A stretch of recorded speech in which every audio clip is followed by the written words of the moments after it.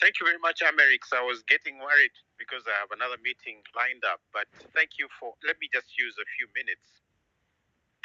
Um, First of all, I wish we had time to talk about what MC Njagi is going through, because that's a whole issue that I have so much data on.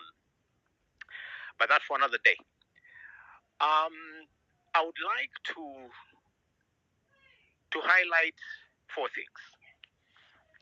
First of all, I would like us to understand that what we are dealing with is an enemy that has not been understood by Kenyans.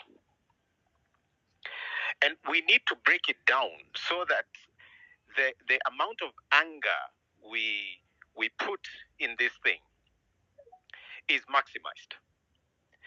Now, if we want integrity and somebody does not work on it, if we want accountability and somebody doesn't like it, if we want a lean government and somebody wants an expanded one, if we want to live within our means and someone is teaching his people and living extravagant,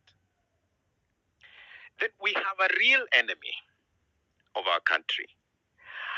If we want the sacking of the entire cabinet, as in let them go so we can have a national representation on meritocracy, then we have a reshuffle of cronies. And worse still, you have the so-called opposition brought into government as if to mock citizens. It's like mtadu tunaenda kufanya hivi, and that's what we want to do. You can do nothing about it. We know that parliament is an appendage of the executive. That we know. We know what they have done to us in this country. I mean, the fertilizer scandal notwithstanding, they can mock us that way. And money will change hands, and one way or the other, parliament will remain what it is. So when we see the so-called vetting, and we actually take time to listen and even comment, I'm wondering, honestly speaking, what are we even commenting on? We already know this is a rogue system. We know it's a rogue process. So we need to come to a place of reality where we really understand our enemy. And we must come together and go to the root of the problem. You know, I want to say this. Many of you view me as a musician, and so you read me in the light of a song. And you view, some in fact view me on the basis of disability, all of that. But I need you to know that I graduated from university at the same time as Ruto. He was at the University of Nairobi, I was at Kenyatta University. We are 9 months apart in birth. And so I have been around, and I've been looking at how this country goes. He goes into business, I go the other direction into my professions and other things. And we come to a point where even with systems of education, we all know what worked and did not work. We know what this country needs to be. And so when you see me angry, I'm not angry because the Gen Zs provoked us to look at these issues. I've been angry for a long time. If you go to my videos, I've been speaking against Uhuru Kenyatta and Raila, especially from 2018, the BBI stuff. So I don't come into this the way you view me as a singer. I come as a bona fide citizen. And for those of you that think I'm from Rwanda, I'm from Bunyore. Kigame is from Bunyore in Vihiga. So I'm a citizen of this country. And I may be a singer, but I'm a PhD student right now. So it's not lack of education. It's not a pity party thing. I'm in this because I'm genuinely angry and I want Ruto to go with his entire system. For heaven's sake, I'm a philosophy, I teach philosophy. I teach history. And I'm so angry that a few people can take a whole country captive and, lead them like they own them. This cannot be allowed to go on. No, we will not let it happen. This country is full of blood. We've shed too much blood from independence. But Ruto and his system, in 1 year, we only know 247 at the city morgue. I've been to the Yala River. I've been to that hospital and talked to those guys, some families, some doctors there. When Giggs Tata was shot, I went to Mombasa. I was with the family. I was at Kenyatta Hospital visiting with those who were shot, who were injured. We are not dealing with a joke. Citizens have been murdered by this country, by this government. In my private time, I talk a lot to people in the security docket. I have policemen who are my friends. When somebody tells you they have, they are given like 17 to 18,000 a month, of course, it sounds like a lot. But that is what they have for rent. That is what they have for food. That is what they have for the school fees of their children. That is what they have for transport. That is what they have for everything. And they're living in squalid conditions, Mabati structures, like the officer said, some of them leaking. I have friends in that state.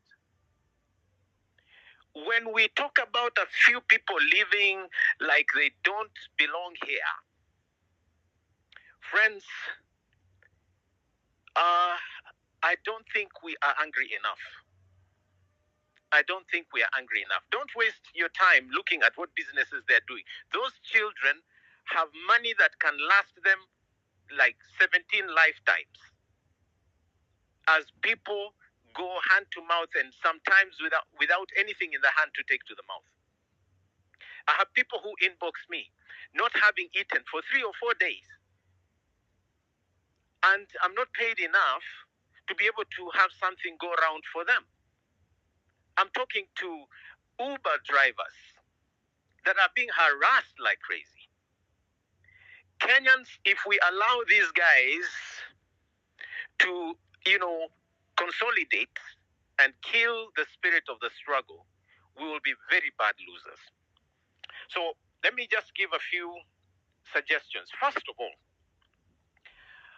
I really think that union leaders, those that are organized enough in groups that are suffering, need to come together and re-strategize a non-violent approach that succeeds our demos. We need to find a way of bringing this government to their knees because they are using our resources, our taxes, to stay in power and harass us. So maybe if we identified certain businesses, certain services that run because of us, and we withdraw for a day or two or more our monies that go into that, whether it's just keeping our cars at home or border borders, so that we don't fund their petrol stations. We need to come to a point where we do more than go on the streets. And I'm not saying this because I'm not going. I'm blind, but on Thursday, I will be on the streets. And like one colleague said earlier, if we perish, we perish. I've been on the streets in Eldoret. I've been on the streets with the doctors in Nairobi. I've been on the streets in Mombasa.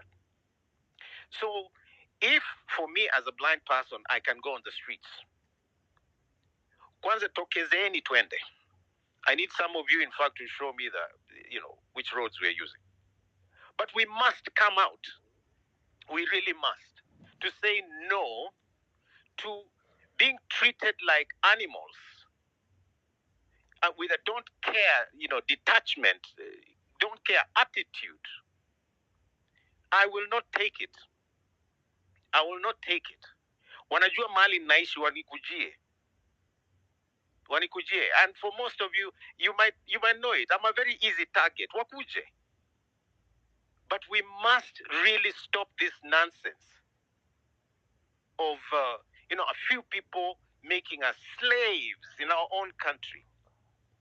So we must come out and do better than demonstrations. Bring these guys to their knees to the point where one time we should say we're not going to pay any taxes. Watafanya nini? What will they do?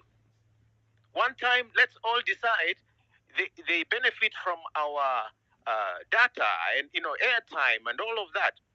One day, kila mtu akatae kutumia kitu, so that we come to a point where they understand something. I can't take it. Secondly, as people in the struggle, we need to do more civic and political education for our fellows that are being bought to attend those rallies. Wanalipwa 500, 1000, 2000 to attend so that it looks like they have audience. They don't have audience.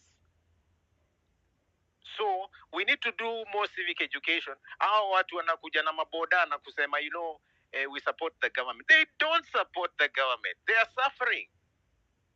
But for some of them, they're too hungry to resist a 500 bomb. So we need to come to a point where we ourselves educate each other and talk to one another beyond these spaces and show them the uselessness and the price of betrayal. I think we need to do more. But thirdly, I really think we must come to a point where the lawyers, LSK, and all legal entities, those that are on our side, we need to develop a scorecard of minimums with regard to those who can occupy office. So that we say, kama hauna these 3 things or these 5 things, then usikaribie uongozi. Because we have cheapened leadership in this country so that it's only the politicians that can exploit that go into office. That's why they can vet these guys and they're rotten to the core. The DPP keeps doing whatever they do to excuse them. And we just go on like nothing happens. Some people should never have leadership and their name in the same sentence. So we need a scorecard that we agree on before the next election, whenever it will be called. In the 2022 election, when I ran, ESCC had singled out 241 people that were not fit to hold office. Most of them made it into office. That is where we are. So mkiniona na post vitu kuhusu values, it's not because I can't share my economic policy or education policy or whatever, even though I do. It is because I think it is the answer that the character of a person matters.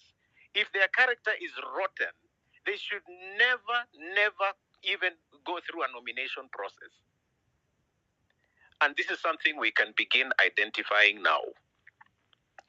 Now, vijana, najua mambo ya leaderless, tribeless, and so on, imeshika sana mpaka I ask myself, so when we get these guys out of office, so who are going to be the leaders?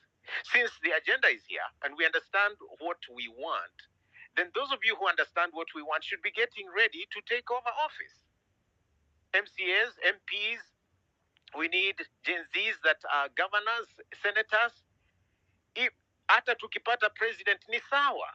I mean, we need to get ready. And professionals, kuna vijana that are good leaders, start grooming them, fund them, prepare them to take over leadership.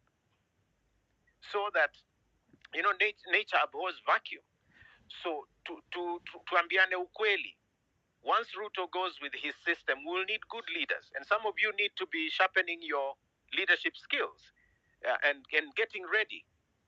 All these graduates with degrees in leadership, administration, and all kinds of professions, we have to get ready.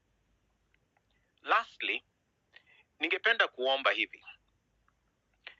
If for any reason you are hearing us on this space, let us escalate beyond the X spaces. If hata kama unaelewa vernacular, call in, those talk shows and talk about Nane. Talk about a better country. Go into your WhatsApp groups if you're on WhatsApp. Mimi nimefungiwa Facebook, so that's why I'm mostly on X. Go wherever you have a chance. Ukiwa kwa matatu or whatever, talk about this. Because the country is ready. We just need to mobilize and move. I really pray that all of us see that better country.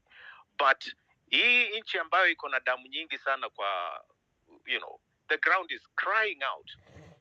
And I can, list them from independence until now.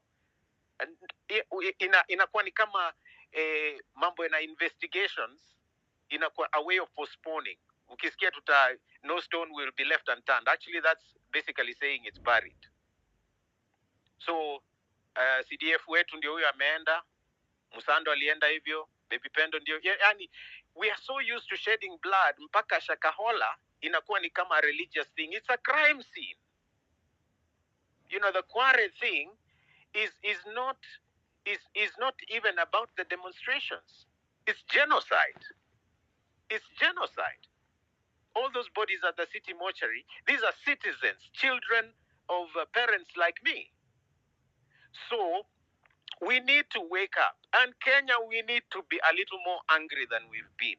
We really, wacha hiyo anger iboil. Wacha nitusiwe, I'm immune. I am immune to insults. Insult all you want. I feel nothing.